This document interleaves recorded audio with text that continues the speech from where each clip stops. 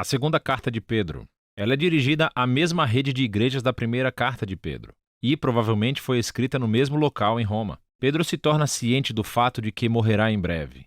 E a evidência que temos da tradição antiga é que Pedro foi executado pelas autoridades romanas durante o reinado do imperador Nero. E então essa carta atua como um discurso de despedida de Pedro. Ele começa por oferecer um desafio final, que os seguidores de Jesus devem ser pessoas que nunca param de crescer. E esse desafio é seguido por dois avisos finais sobre um crescente número de mestres corruptos que estão desencaminhando os cristãos nessas comunidades da igreja. Primeiro, pelo seu modo de vida corrupto, e segundo, pela sua teologia distorcida. Por toda a carta, Pedro combate as acusações feitas por esses mestres contra si próprio e contra os outros apóstolos. E o objetivo de Pedro é reestabelecer a confiança e a ordem para essas comunidades da igreja. Pedro, então, começa lembrando essas igrejas que, através de Jesus, Deus convidou as pessoas a participarem na sua própria natureza divina. Isso é, para partilhar da vida eterna e do amor do próprio Deus, o que é impressionante. E isso requer uma resposta de uma vida inteira. Aceitar essa dádiva significa estabelecer um compromisso para o desenvolvimento dos mesmos traços de caráter que marcam a natureza divina do próprio Deus. Pedro lista aqui 7 que se devem almejar. E a característica final que engloba e completa todos os outros é o amor. O que, segundo Jesus, significa devotar-se ao bem-estar do próximo, não importando o custo ou o retorno. Amar, segundo Pedro, é compartilhar da vida do próprio Deus. Pedro, em seguida, declara o objetivo da carta. Ela atuará como uma crônica dos seus ensinamentos para serem transmitidos às próximas gerações, pois ele não estará vivo para fazê-lo em pessoa. Então, antes de morrer, ele deseja abordar essas objeções e acusações feitas pelos mestres que distorcem os ensinos de Jesus e dos apóstolos. Pedro, então, aborda uma acusação reproduzida por céticos presentes e futuros, ou seja, que ele e os apóstolos teriam inventado tudo isso sobre Jesus ter ressuscitado dos mortos e ser o rei do mundo. Jesus não vai realmente voltar um dia. Pedro oferece o seu depoimento como testemunha ocular do poderoso momento de transformação de Jesus na montanha. Lembre-se da história em Marcos, capítulo 9. Os apóstolos viram Jesus ser exaltado como rei, e a sua ressurreição significa que ele está vivo como rei e voltará para salvar o nosso mundo um dia.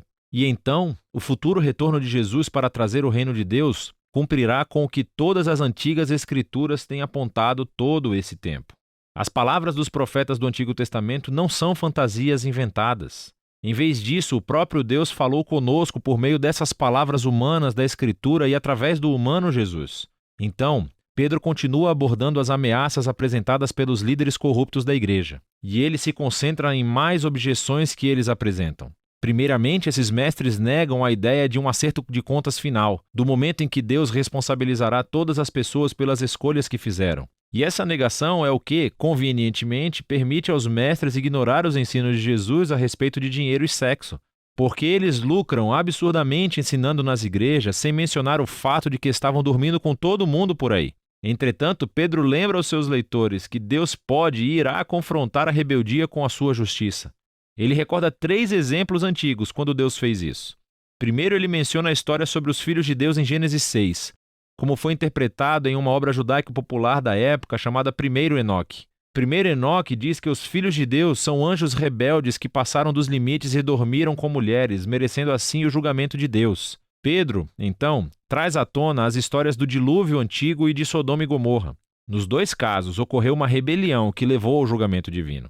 Contudo, Pedro diz, Deus sempre foi fiel para libertar seu povo e usa a história de Ló como um exemplo. Pedro faz a ligação entre essas 2 histórias antigas e o modo de vida corrupto dos mestres. Eles também buscam dinheiro e sexo.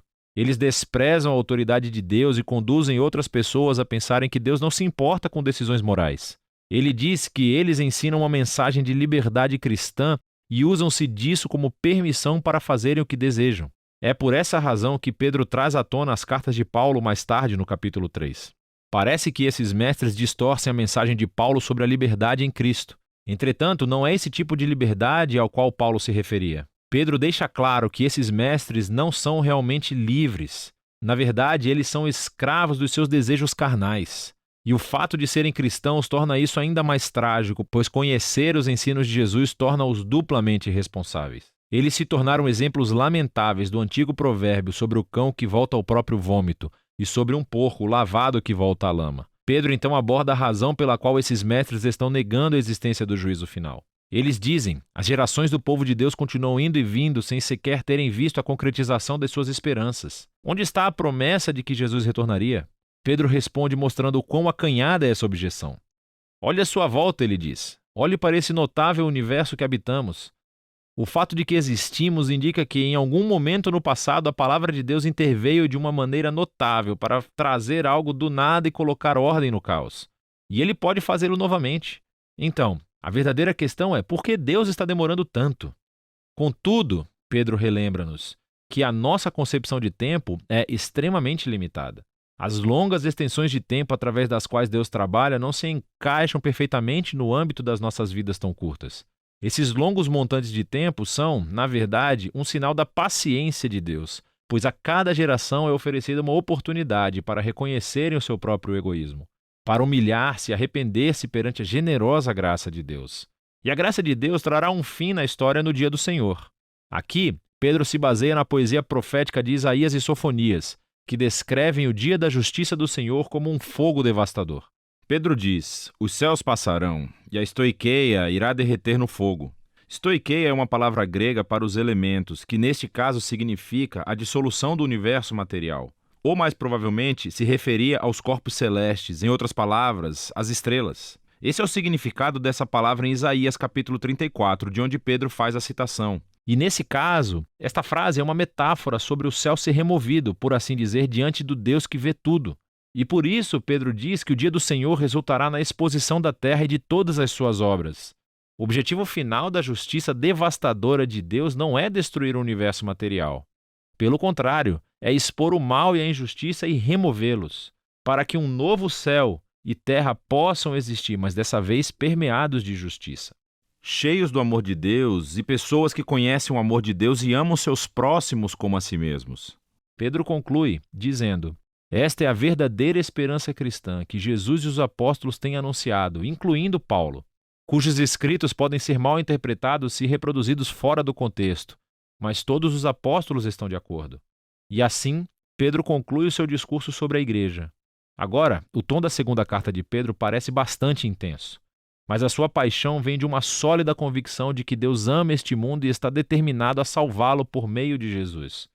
Isso significa que o amor de Deus deve enfrentar e lidar com o pecado e a injustiça que arruinaram com seu mundo amado.